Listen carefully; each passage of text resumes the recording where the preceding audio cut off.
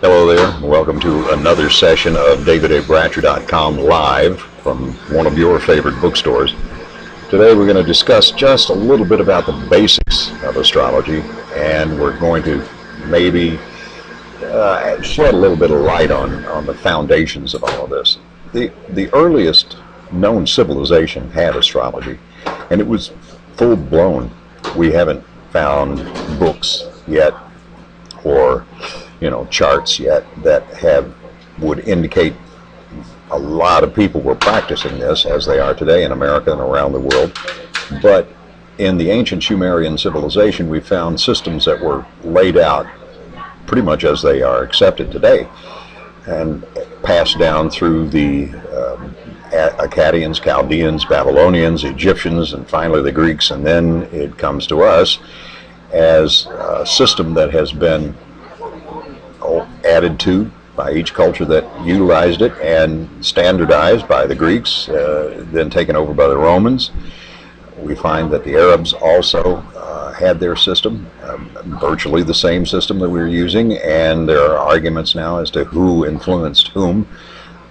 But for the most part, we understand that astrology has been around since civilization has been around, since man needed a calendar to organize his daily routine.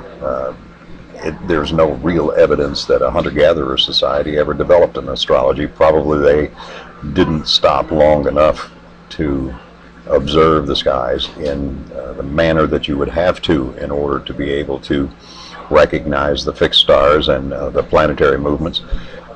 But certainly civilization, with its agrarian base, produced a lot of free time for individuals to develop astrology. Today, when we take a look at the principles that have been handed down to us and what modern, especially American astrologers, are adding to the mix, we see that astrology has not only enjoyed a tremendous revival since the turn of the century, last century, I should say, the 1900s, and continues on through the 21st century. Full bore, I guess is the word I'm looking for. And today we are adding more and more and more astronomical information, more and more astrological information as the science continues to develop and reform itself. I've been highly influenced by Dane Rudhyar and his humanistic astrology. I studied with Dane Rudhyar in Berkeley, California in the 70s, lectured with him in the 70s, and was highly influenced by his theories and his understanding. The old astrology that comes out of the Dark Ages and comes out of Europe and somewhat out of Africa and the Arab communities was a little too staid for me and a little too fatalistic and negative.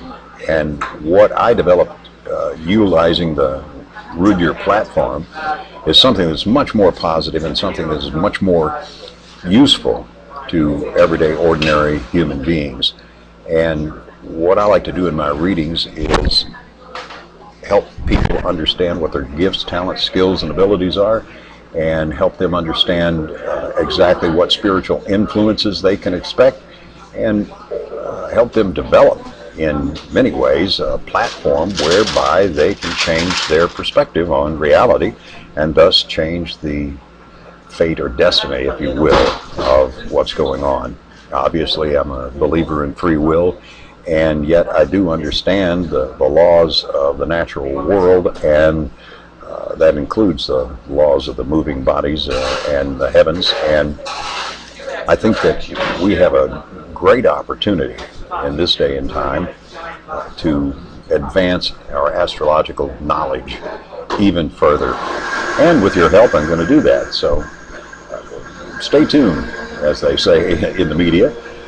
And thank you very much for joining me today at your favorite bookstore.